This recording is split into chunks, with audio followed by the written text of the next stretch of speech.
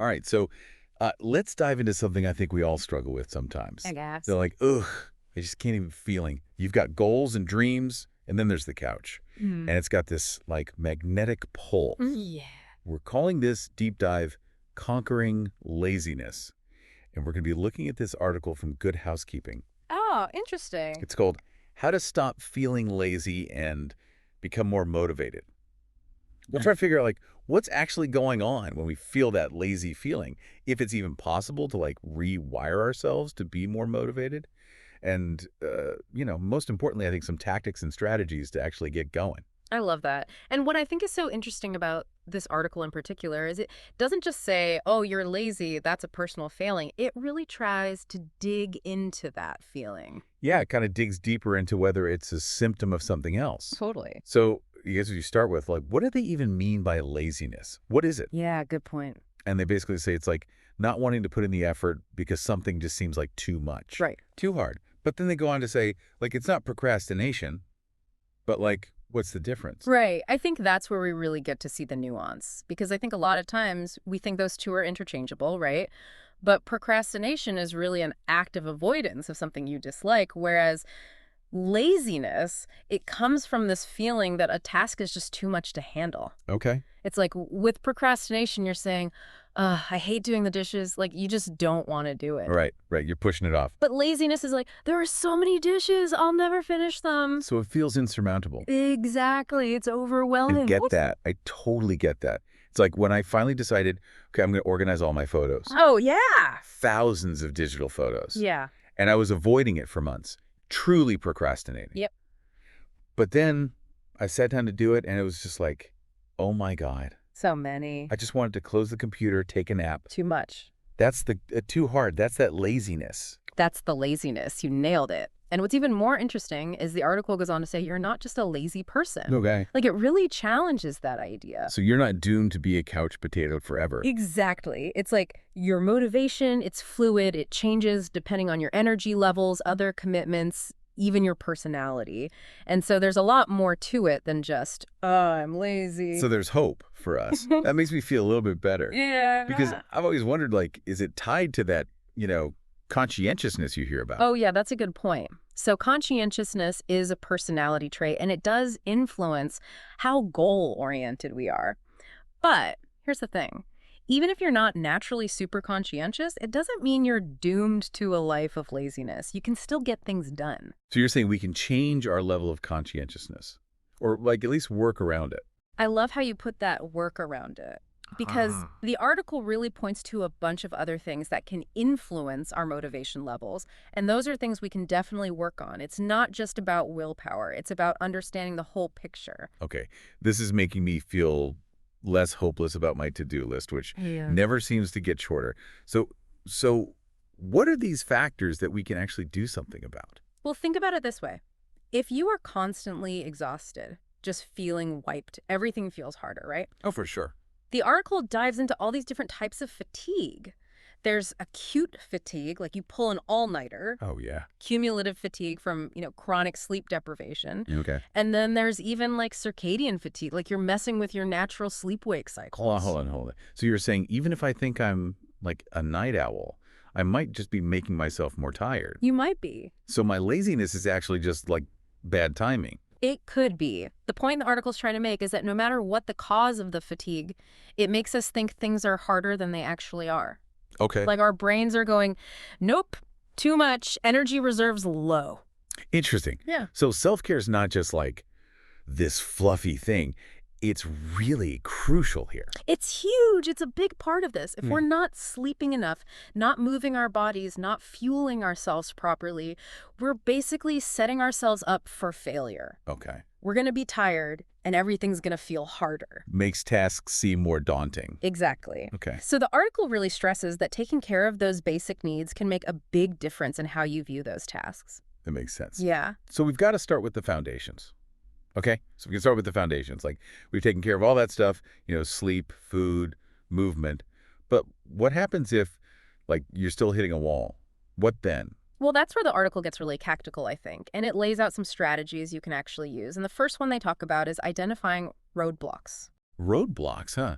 So, like, what does that even mean? What are we talking about here? Okay, let's say you want to learn a new software for work, but you just keep putting it off. Yeah. So instead of just thinking, I'm so lazy, ask yourself, what's actually stopping me? Okay. Is it like you intimidated, or you just haven't set aside the time to actually do it? So the idea is to figure out what the roadblocks are so you can get around them. So it's like problem solving instead of beating yourself up. Exactly. Way less pressure, I think. I like that. Okay. So less pressure, figure out the roadblocks.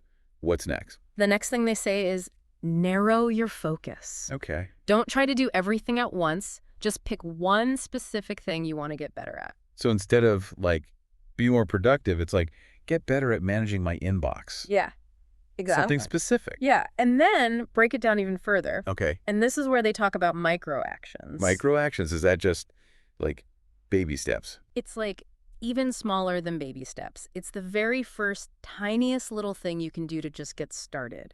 So with your inbox, it might be like just opening the email app in the morning. Sometimes that's all I can handle.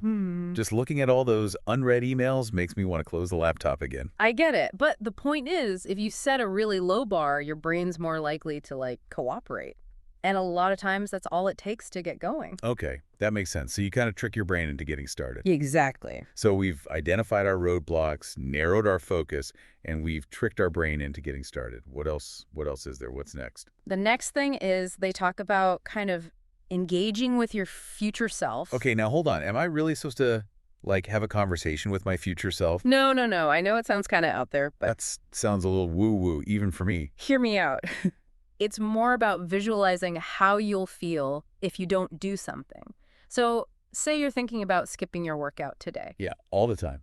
Think about how you'll feel tomorrow if you don't do it. You'll be like, oh, I wish I had just done it. Oh, so it's like guilt-tripping myself into doing it, Yeah. but like in a good way. Exactly. It's like using the potential consequences of inaction to like motivate your present self. And then the last thing the article suggests, finding like an accountability buddy or joining a group, something like that. Oh, yeah, I get that. Yeah. Sometimes you just need someone to like keep you on track, right? Like Right. a cheerleader in your corner. Totally. And that can be really powerful, especially when you're feeling, that laziness creeping back in. So it's not just about me and my brain, it's about getting other people involved too. Sometimes you need that extra support. Okay, so big picture here. Mhm. What we've learned is that laziness is not just this thing you're stuck with. Yeah. It might be because you're tired or you don't even know where to start. Right. Exactly. And there are things we can do about it. There's hope. There's totally hope. By really understanding what's going on, we can go from feeling overwhelmed to actually feeling in control. And like achieve those goals that have been sitting there, gathering dust. Exactly. I don't know about you, but I'm feeling pretty inspired to like actually tackle some of these things that I've been putting off. But I will admit, sometimes those big goals, they feel so big, Oh, yeah. like so far away. They're daunting. Yeah, and it's easy to kind of lose steam. Absolutely. But that's where these strategies are so helpful because you can really use them on anything. Okay. It doesn't have to be, a huge life goal. It can be anything, like a project at work, or finally cleaning out that closet, Right. or even starting that hobby you've been thinking about. So it's like a toolbox Exactly. for motivation. Yeah. You can pick and choose what you need. I like that. Yeah, exactly. Find the tools that work for you. So as we're wrapping up this deep dive into conquering laziness, what's the one thing you want people to remember? I think the biggest thing is laziness is not a personality trait. Like, you're not just stuck with it. It's often like a sign that something needs to change. Okay. Like maybe you're burnt out or you need a different approach. So if you pay attention to those signals and use some of these strategies, you can actually make some pretty amazing changes. I love that. That's a good takeaway message for sure. And I think it's important to remember that even those tiny steps, those micro actions, they really can make a difference. Like, what's one little thing that you can do today to get closer to something you've been wanting to do? Just, open the email or like take your running shoes out or just brainstorm for like 5 minutes. It doesn't have to be a big thing. Exactly. Just start, be consistent, and, watch what happens. It can be pretty amazing. This has been awesome. I feel so much more motivated now. I don't know about you. I do. This has been great. And I hope everyone listening feels the same way, like a little bit more energized and ready to go after those goals. Absolutely. And, the conversation doesn't have to stop here. We always want to hear what you guys are thinking, what you're doing. So share your experiences with us. The good stuff, the struggles, those moments when something finally clicks. You can find us on social media, use our show's hashtag. And until next time, keep diving deep, and keep going after those goals. We believe in you.